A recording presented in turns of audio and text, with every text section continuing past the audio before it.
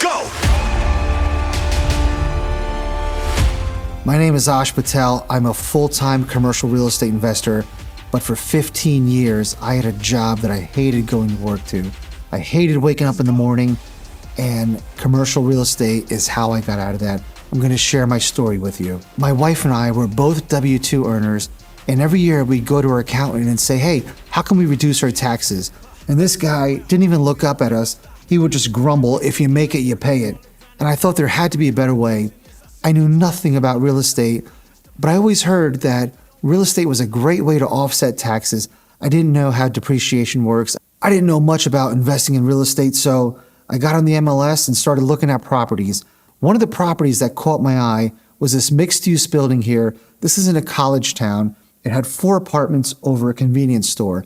The reason it caught my attention was I can run that convenience store when the store leases up and have an additional source of income. Maybe I can quit my W-2, be a landlord and a convenience store operator. And that was my mindset at the time. So I proceeded to buy this property, renovate it. And I remember I got a phone call from a tenant. Their toilet was clogged, and I didn't know enough to hire a property management company. I was trying to, maximize my returns. So I drive the 30 minutes with a plunger. I'm unclogging this girl's toilet. I look out the window, and I could see the rooftop of the store. And there's an HVAC company out there replacing the rooftop units. So I go downstairs, and I ask the store owner, what's going on? Ash, our AC went out, so we're replacing the entire HVAC system. And I thought, wow, amazing. Like, I've got residential tenants that are adding wear and tear and causing me hardship. And I've got commercial tenants that are putting money and time into improving my building. That was an epiphany. It was a pivotal point for me. As I'm walking out of the store that day, he stops me again and says, Ash, do you mind if we remodel this bathroom down here? And I thought, this can't be real life. I said, by all means, please do. I went home and I read this lease that I inherited. And to my amazement, this commercial lease, the tenant is responsible for all of their maintenance, all of their equipment, all of the outside lighting. And I thought, why wouldn't everybody go into commercial real estate? Why deal with residential tenants with showers and toilets and stoves and kitchens, kids, when you could just have business owners as tenants? That moment, that day changed my life. I dropped what I was doing and became a full-time commercial real estate investor. I'm going to share a number of deals that I've done with you, and there's going to be a lot of lessons that you can learn from that. The next property I bought was this strip mall here. It was on the west side of town. It was in a pretty bad neighborhood. This was a Friday night. I saw this property come online at the residential MLS site, and it was listed as $117,000 NOI triple net. And we'll get into all of that later, but basically this property should have been $1.2 million. It was advertised for $650,000. That night, I couldn't sleep, went down to my office, and I studied the neighborhood, the tenants, the previous owner, the previous tenants, any CSI information I could find, I studied on this property. By 10 o'clock Saturday morning, I was able to track down this broker, and I confirmed indeed this was a triple net property. I got this property under contract for $625,000, a $25,000 discount over ask. And Monday morning, he got blown up with cash offers for $800,000. So this property was mismarketed and it was mispriced. These deals are out there. When you find residential realtors posting commercial deals, you can often find a great deal because they don't know how to price commercial properties. They don't know how to properly market them. So I was able to flip this property for $1 million. Here's the next property that I purchased. This was a building that was half built. The developer ran out of money, and there were so many good lessons learned here. One hard lesson about partners. Throughout my career, I've learned a lot of difficult lessons about partners that I'll share. This building in particular, it was fully vacant. It needed a lot of renovations, and it took me 6 months of hard work to fill this property, primarily filled through Craigslist and Facebook. Today is cash flowing about $30,000 a year. Here's another building that I purchased. This was in one of the hottest suburbs of Cincinnati. And this was one of the most sought after buildings. It was vacant for 2 years and everybody was waiting for it to come online so they can put an offer in on it. One of the things that I did was look at business brokerage sites for commercial real estate. So look where no one else is looking. Escape the competition. I was looking on sites like bizbuysell.com for commercial real estate. These are business brokers that are selling a business, and real estate might come with it. One of the things that I've learned in 15 years of doing this is that there's a fine line between business brokers. They know very little about commercial real estate. We have commercial real estate brokers that know very little about buying and selling businesses. So nobody's looking on bizbuysell.com for commercial real estate. I was, and I still do. I found this building on bizbuysell.com. It was marketed as a bar restaurant for sale. Now keep in mind, this bar restaurant had been closed for 2 years.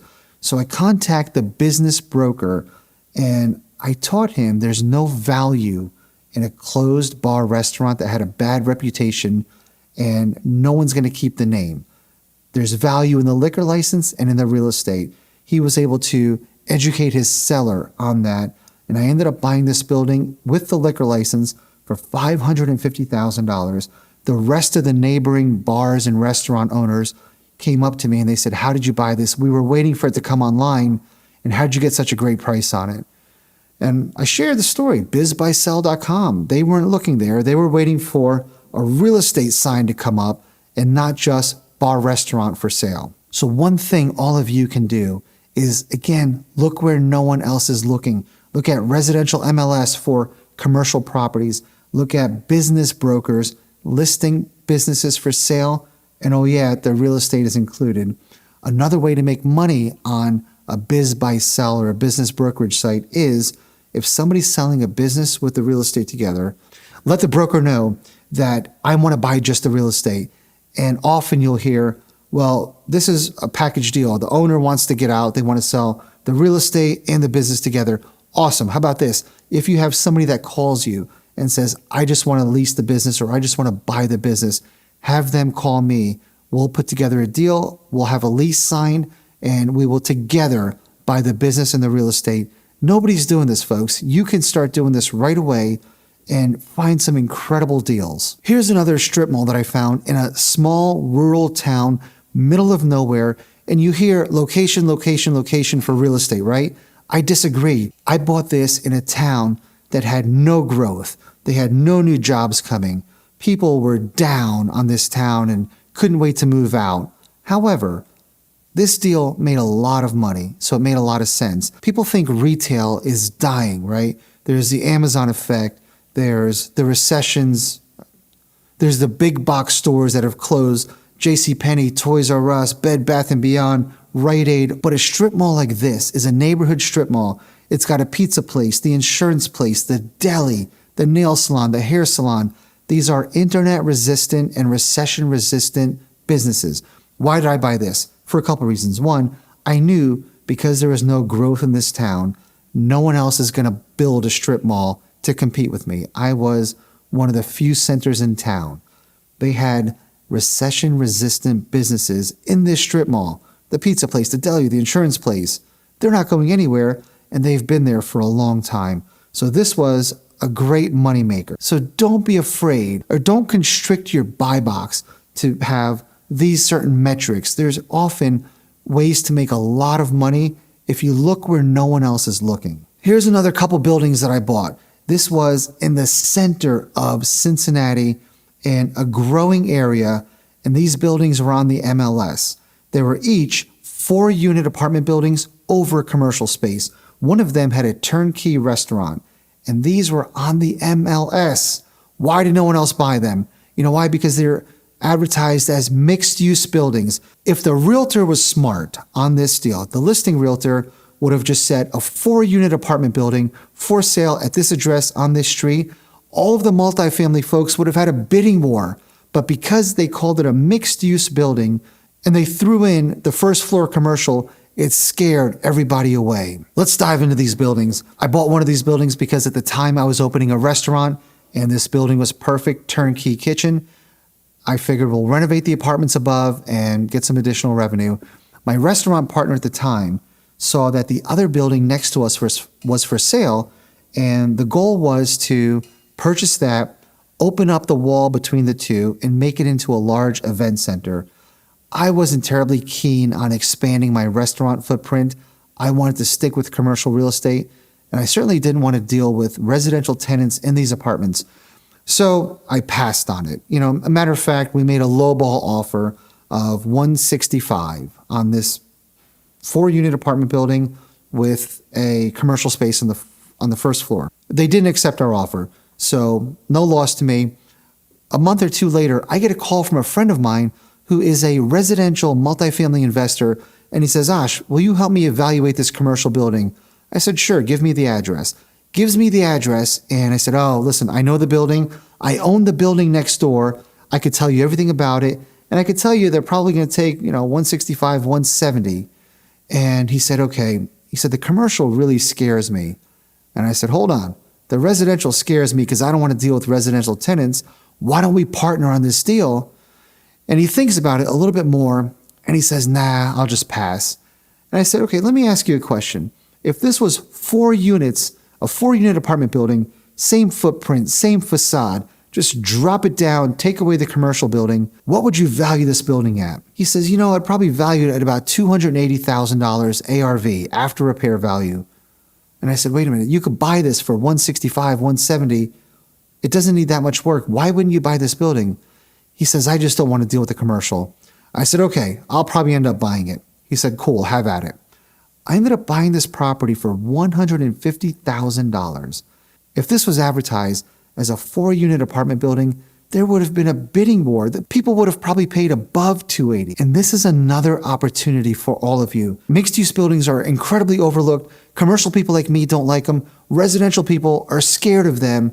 So there's great opportunities to make a lot of money, and I've bought several of these mixed-use buildings over the years. I taught one of my students that I was mentoring to look where no one else is looking, to look for these mom-and-pop auction houses that every so often will sell real estate. They'll auction off real estate.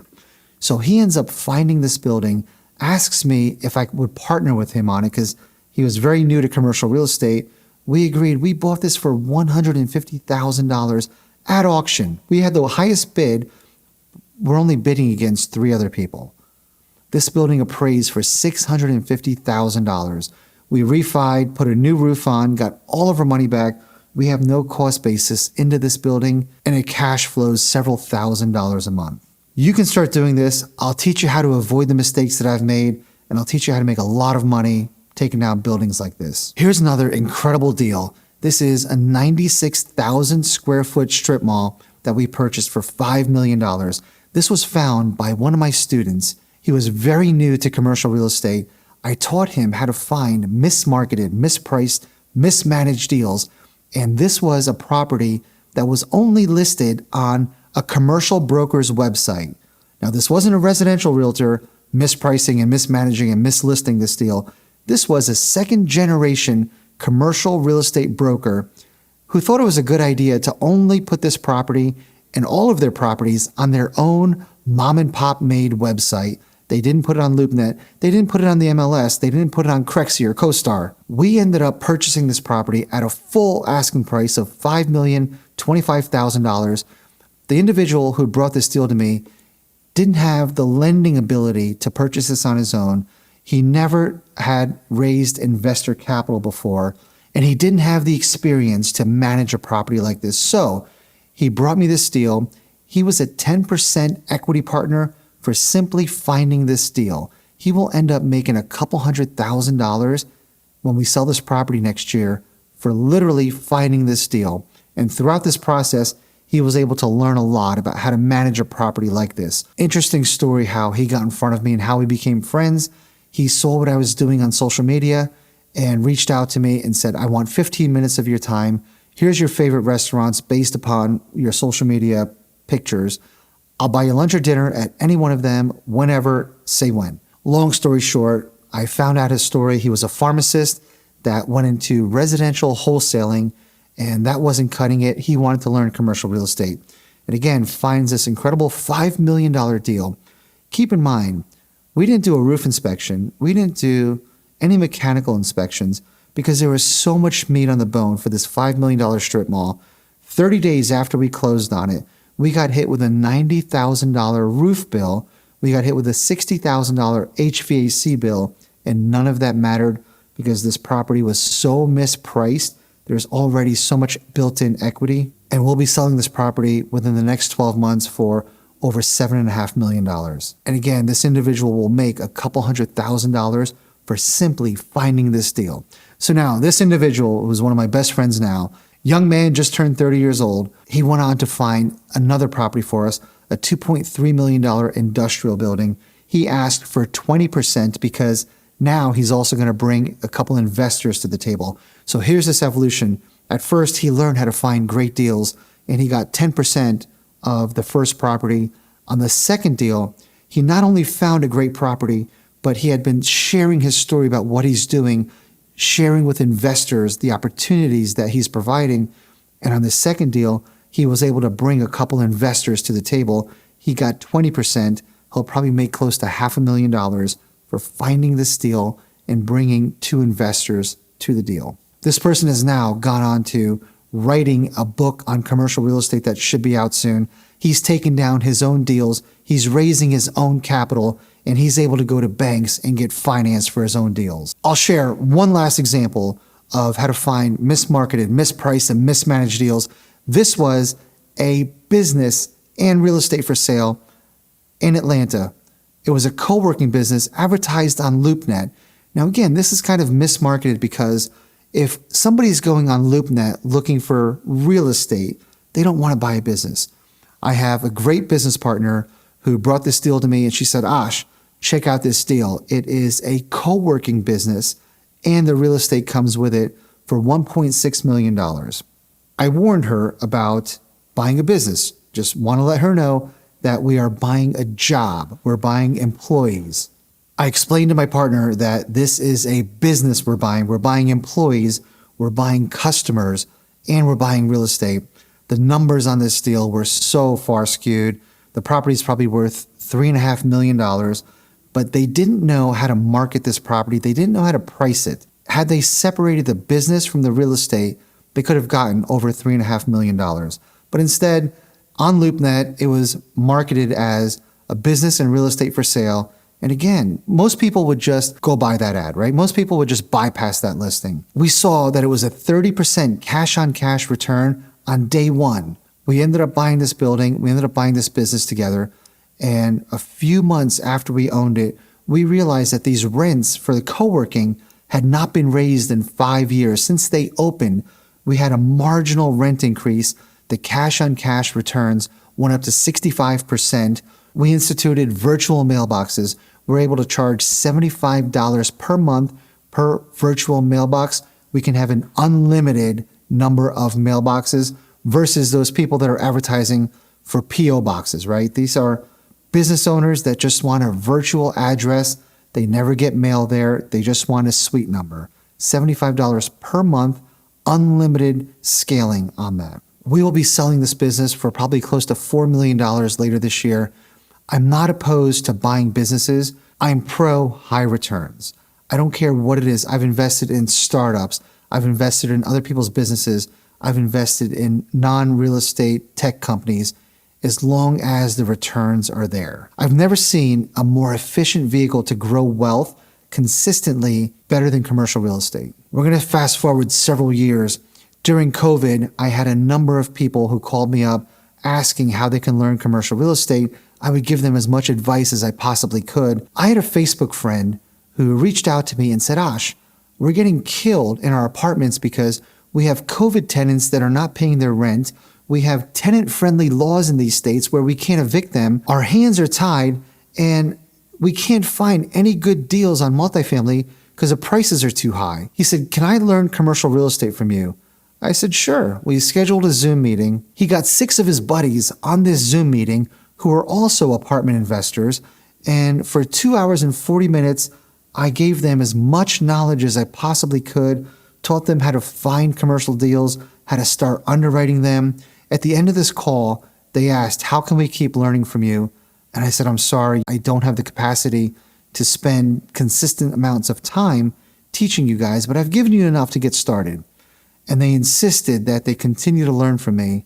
Finally, I gave in. I put some feelers out asking who else would like to learn commercial real estate from me. A number of people that raised their hands. I got 20 people together, and season 1 of the Commercial Mastermind was started. I was able to teach them how to find mismarketed, mispriced, or mismanaged deals. I was able to teach them how to go through due diligence, what to look for, how to identify the right lender for the property, how to raise capital for investors, how to negotiate the best price before, during, and after due diligence. I was able to teach them how to grow their network so that when they found great deals, they have more potential investors that want in their deals. I was able to teach them how to market themselves properly. Once they purchased this property, whether it was office, industrial, retail, medical, I taught them how to effectively manage the property, how to maximize the NOI, how to set this property up for the highest sale price. If there were vacancies in their properties, they learned how to fill those vacancies with the right type of tenant. They learned the pros and cons of different types of tenants and different types of leases, long-term, short-term, national tenants, mom and pop tenants. We learned how to get grants from the city, how to get money from the county or money from the state that nobody else asks for. We learned the best way to sell different types of properties. Do you use a broker? Do you market it yourself? What's the best route to take? Upon sale, is this the right thing to 1031 this into the next property? After they purchase the property, we learned the right way to do a cost segregation, maximize their taxable write-offs. The whole reason I got started in commercial real estate, we learned how to take massive amounts of depreciation and losses so you can offset a spouse's income. So folks, after season 1 was finished in about 6 months, no one knew where do we go from here. And I didn't know. It was never my intention to be a coach. It was never my intention to start a mastermind. So the first season we winged it, and I saw how we produced some incredible results. You know, we had one person who was already a commercial real estate investor. And I remember in season 1, Ken loved to push back. Everything I tried to teach, he was there playing devil's advocate, pushing back. And when I was asking people to market themselves effectively on social media, Ken was there to push back, and he said, Ash, I've always heard that, but I never believed it. Until I see it happen, I call BS. That's not a real thing. Awesome, Ken. Stay with me, man. I'll show you how to do this. The last thing Ken pushed back on is, Ash, you're trying to grow everyone's net worth massively. I'm here for just one more deal. I've worked 100-hour weeks in my business my whole life.